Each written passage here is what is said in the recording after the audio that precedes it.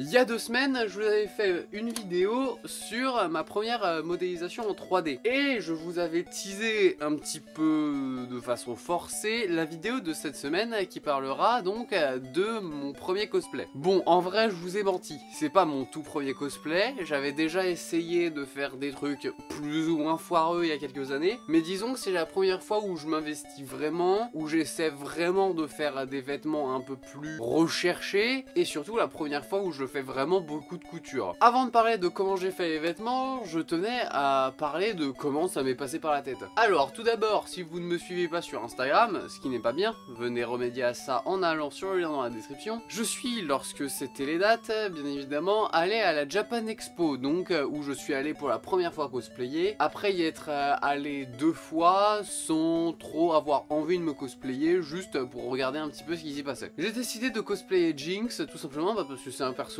que j'aime bien, hein. J'avais regardé Arcane, j'avais kiffé un petit peu comme toutes les personnes qui ont regardé Arcane, et j'ai pu constater que beaucoup de gens ont beaucoup apprécié Arcane vu le nombre de personnages de Arcane qu'il y avait. Aucun personnage de LoL, hein, que des... Enfin du coup que les versions de Arcane. J'ai croisé quelques Caitlyn, quelques Vi et pas mal de Jinx bien sûr, hein. Mais le seul petit avantage que ces Jinx là avaient par rapport à moi, c'était la perruque. Oui, écoutez, je suis une pince, donc j'avais pas envie d'acheter la perruque. C'est surtout que je ne m'y connais toujours pas assez encore en cosplay pour savoir où est-ce que faut que j'achète mes perruques pour en avoir des de bonne qualité. Donc je préférais y aller sans perruque plutôt que y aller avec une perruque toute naze. Donc voilà, j'avais pas de perruque, dommage. C'est clair que pour Jinx en plus c'est quasiment essentiel, mais bon. Pour commencer à parler, avant de m'étendre directement sur les vêtements, comment j'ai fait pour les faire? La plupart c'est de la récupération. J'ai pas acheté grand chose pour faire spécialement ce cosplay là, mais c'est surtout soit des vieux vêtements qui étaient soit trop petits, soit avec des trous, enfin bref, des vêtements que j'ai pu récupérer pour les modifier. Enfin bref, j'ai pas acheté de longs morceaux de tissu où j'ai fait tout de A à Z. Pour les gants, j'ai fait un petit peu comme, hein, j'ai pris un jogging que j'ai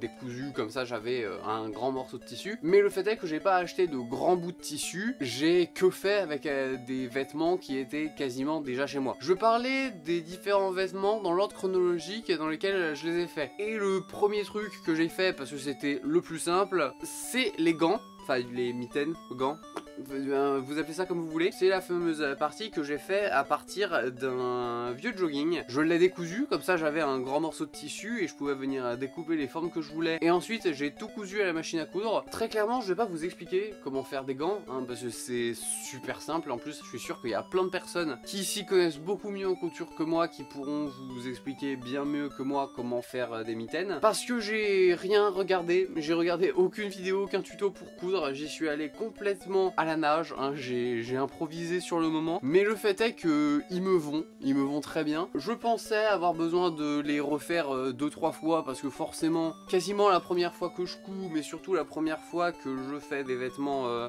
disons, élaborés. Mais au final, voilà, elles me vont comme un gant, disons-le, mais surtout qu'ils allaient très très bien avec le résultat total. Et donc voilà, première partie de la récupération, ça rend très bien. Le seul petit souci, c'est les bouts qui se barrent un petit peu, mais parce que j'avais pas laissé assez de marge et donc j'ai pas pu faire d'ourlet. Pas grave, hein, le fait est que ça rend quand même très bien, hein, si on s'attarde pas trop sur le bout des doigts, ça passe. La deuxième chose que j'ai faite après les mitaines, c'est les 2 sangles qu'il y a en haut du bras. C'est du simili-cuir marron que j'ai eu énormément de chance de trouver parce qu'ils étaient abandonnés dans mon local poubelle. Il est plutôt de qualité, bon il y a quelques fils parce que je l'ai pas brûlé parce que... Voilà, mais le fait est qu'il rend très bien, je me suis pas trop mal débrouillé. Et surtout le truc qui a été un petit peu rigolo à faire, c'est la boucle qu'il y a jusque là. À la base je voulais acheter les boucles, puis au final je me suis rendu compte que c'était soit cher, soit qu'il y avait rien qui m'allait. Donc je les ai fabriquées, hein, parce que bon, on aime bien ça ici. Et si vous vous demandez comment je les ai fait, un vieux cintre, voilà, j'ai juste découpé et plié un vieux cintre. C'est très clairement pas super compliqué, hein, juste vous trouvez la longueur totale, vous le découpez et ensuite vous pliez. J'avais pas grand chose à dire là-dessus, donc ben let's go le prochain. La troisième chose que j'ai faite, c'est le manchon rose. Alors ça vient d'un t-shirt que j'ai acheté pour l'occasion, c'est vrai. J'avais acheté un t-shirt en XL, forcément parce que bah pour avoir plus de tissu, que j'ai découpé, que j'ai cousu, tout ça. Et j'ai aussi dû donc peindre par-dessus pour avoir les bandes violettes. Comment j'ai fait pour peindre avec de l'acrylique sur du tissu, pour faire en sorte que ça ne craque pas ou presque pas? Il faut mettre de l'adoucissant dans votre peinture et ça fonctionne extrêmement bien. On peut tirer dessus sans que ça fasse de gros cracks. Ceux qui ont déjà mis de l'acrylique sur leurs vêtements savent à peu près comment ça rend une fois qu'on a tiré dessus, et ça dénature presque pas votre couleur, et surtout bah voilà, le fait est que bah effectivement ça tient quoi. Et pour la couture bah pareil, je vais pas vous expliquer comment j'ai fait, hein, c'est juste j'ai pris globalement la taille que j'avais besoin, j'ai fait un patron un petit peu à la va-vite que j'ai dû retoucher 2-3 fois, et bah voilà. Ensuite une pièce que j'ai faite juste après, c'est les ceintures. Bon, celle-là, je l'ai très clairement pas touchée, hein, elle est telle quelle. Et celle-là, bah, j'ai juste eu à rajouter l'espèce de grand morceau pareil en simili-cuir, exactement le même que j'avais utilisé pour les sangles. Du coup, ça fait certes marron sur noir, mais bon, j'allais pas acheter du simili-cuir alors que j'en avais qui était au final assez foncé, et au final, ça rentrait bien. Les deux ceintures, j'ai eu énormément de chance. J'ai trouvé deux ceintures qui allaient très bien en friperie. Donc, je crois que j'ai acheté les deux ceintures pour 8 €, truc dans le genre. Donc, je m'en sors assez bien. Donc certes du coup elles sont déjà pas mal usées, mais bon au final je trouve que pour cosplay aging, savoir des trucs qui sont un peu usés, je trouve que ça fonctionne très bien. Puis même ben ça m'allait, ça avait la bonne longueur, je pouvais le faire tomber sur ma hanche très bien. Donc voilà, c'est un petit peu le conseil que je donnerais à ceux qui veulent se lancer dans le cosplay. Au lieu d'acheter des vêtements neufs, bah déjà vous pouvez vérifier dans vos armoires ou quelque part chez vous si vous n'avez pas des piles de vêtements qui ne vont plus à personne et que vous pouvez découper et modifier. Ça c'est une bonne astuce. Mais aussi si vous n'avez pas de vieux vêtements ou si vous cherchez des trucs un petit peu bizarres ou des trucs un petit peu usés, vous pouvez aller en friperie. Généralement ça coûte pas trop cher. Vous pouvez aller au Kilo Shop. Je sais pas s'il y en a dans toute la France, mais le fait est qu'il y en a pas mal à Paris. Voilà, si vous achetez vos vêtements au poids et pas à la pièce, il est possible de trouver des trucs plutôt sympas pour pas trop cher. C'est exactement ce que j'ai fait pour ces ceintures et c'était un super bon plan. Si je peux donner quelques conseils, ben les voilà. Bon, techniquement la chose que j'ai faite juste après c'est le t-shirt, mais le t-shirt disons que c'est ce sur quoi j'ai le plus de trucs à dire, donc je le garde pour la fin. Donc du coup comme on parle pas encore du t-shirt, on va parler du pantalon. Ce pantalon j'ai dû le rusher, je l'ai très littéralement terminé la veille de la Japan Expo, donc j'ai dû tryhard mais comme pas possible, mais le fait est que le résultat est plutôt cool. Ce pantalon m'a fait galérer très clairement, donc déjà où est-ce que j'ai trouvé ce pantalon d'un rose magnifique? Déjà il n'était pas de ce rose là à la base, il était d'un rose fluo, mais quand je dis fluo c'était vraiment fluo, donc je l'ai pris en pensant pouvoir l'assombrir beaucoup et presque faire ressortir un violet. J'ai pas réussi à le faire ressortir en violet, j'ai réussi à le faire juste ressortir dans un rose un chouïa plus foncé. Bon ça fonctionne à peu près, hein. Si un jour je dois reporter ce pantalon, j'essaierai de le refoncer un petit peu. Comment j'ai fait pour le foncer? Bah, j'ai pris de la teinture pour cheveux, je l'ai badigeonné, j'ai attendu que ça imprègne, ensuite j'ai rincé en espérant qu'il n'y ait pas tout qui parte, et au final ça rend pas trop mal. Donc pareil, hein, pas exactement le bon rose, mais bon. Juste pour un pantalon que j'ai acheté en voulant le modifier, je trouve que c'est pas trop mal. Ensuite, j'ai dû rajouter quelque chose. Ce long morceau marron, vert, cacadois, je sais pas comment vous appelez cette couleur. Mais bon, le fait est que ce long morceau, bah, c'est tout simplement un vieux t-shirt que j'ai découpé, encore une fois. Les vieux t-shirts, ça fait très souvent l'affaire. Hein. C'est pas exactement le bon marron, mais ça reste un marron qui est tout à fait bon, hein, très clairement. Il fonctionne plutôt bien. Ensuite, la deuxième chose que j'ai faite, c'est les espèces de... c'est pas des lanières, les sangles, les bretelles, c'est ça. Ben pareil, le même simili-cuir, et ça s'accroche dans le dos une fois que la ceinture est mise. Je ne vais pas l'enfiler parce que j'ai la flemme et il fait super chaud. Donc au pire sur Insta, je vous mettrai des photos une fois que j'aurai eu le temps de faire un shooting avec ce cosplay, parce qu'en vrai j'aime bien faire des photos un peu très propres. Et la petite partie qui m'a un petit peu complexifier la vie, c'est ce surplus, ce rabat en simili-cuir. Donc encore une fois, le même simili-cuir que j'utilise depuis le début, mais c'est surtout que quand à l'intérieur, il faut coudre une épaisseur de tissu forcément avec l'épaisseur du marron, plus la double épaisseur du jean, parce que forcément il y a l'ourlet, plus l'épaisseur de la bretelle parce que fallait la coudre en dessous, plus l'épaisseur du simili-cuir parce que faut bien l'assembler un jour, ça fait que j'ai galéré très fort à le coudre parce que même en y allant doucement avec ma machine à coudre, j'ai emmêlé plusieurs fois du fil au niveau de la canette, donc en dessous. Donc le fait est que je n'ai pas fait une couture complète parce que sinon j'aurais pété ma machine à coudre et je n'avais pas envie de péter ma machine à coudre. Donc j'ai cousu le strict minimum sur la partie avec toutes les épaisseurs et j'ai cousu tout ce que je pouvais sur la partie un petit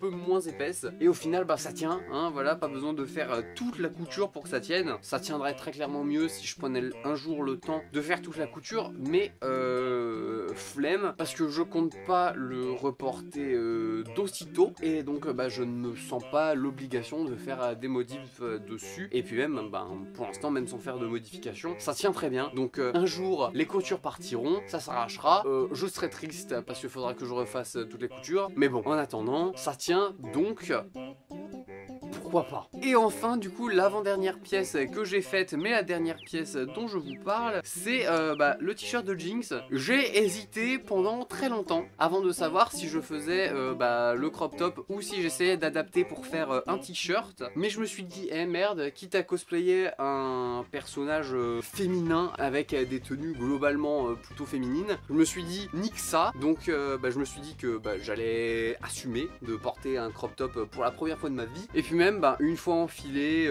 mis dans l'ambiance de la Japan Expo, tout ça, au final je me concentrais très clairement plus sur ce que je portais. Je profitais juste de ce qui se passait, je regardais les cosplayers, et donc c'était très cool. Donc si vous voulez cosplayer un personnage féminin alors que vous êtes masculin, tout comme moi, vous pouvez assumer de mettre des tenues plus féminines, disons.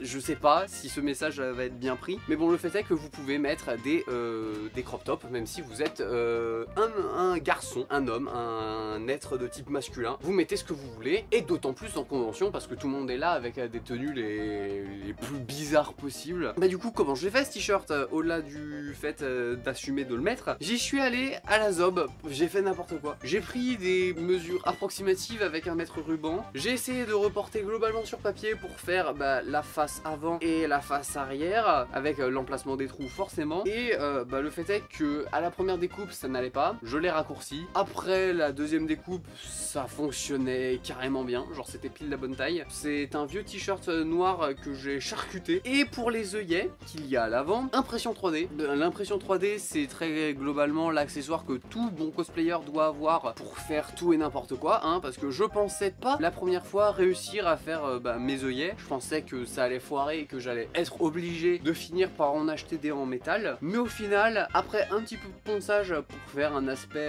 un petit peu plus brillant que de l'impression 3D en voyant les couches, et avec une modélisation millimétrée au poil de cul, ça fonctionne très bien. Si vous vous demandez comment ça tient, c'est tout simplement en fait un œillet en deux parties, et je suis venu pincer le vêtement entre les deux parties, et le fait est que ça fonctionne très bien. Seul petit problème, c'est que si je tire trop, je sens que un jour le t-shirt va finir par se barrer des œillets, et pour le remettre je serai dans la merde. D'ailleurs si vous voulez, je vous mets le modèle en description. Je l'aurais probablement importé sur Thingiverse, My Mini Factory ou sur n'importe quoi d'autre. Vous êtes libre, utilisez-le comme vous voulez, je m'en fiche. Ça m'a pris genre 10 minutes tout au plus à modéliser. Donc voilà, je vous le laisse, faites-en ce que vous voulez. Et pour les bandes qu'il y a au milieu, c'est exactement le même t-shirt marron que j'ai utilisé pour faire la bande sur le côté gauche du pantalon. Voilà. Écoutez, j'espère que cette vidéo vous aura été utile. J'ai essayé de vous retranscrire un petit peu tout ce que je connais de la façon la plus simple possible du cosplay. C'est tout nouveau, hein, j'ai pas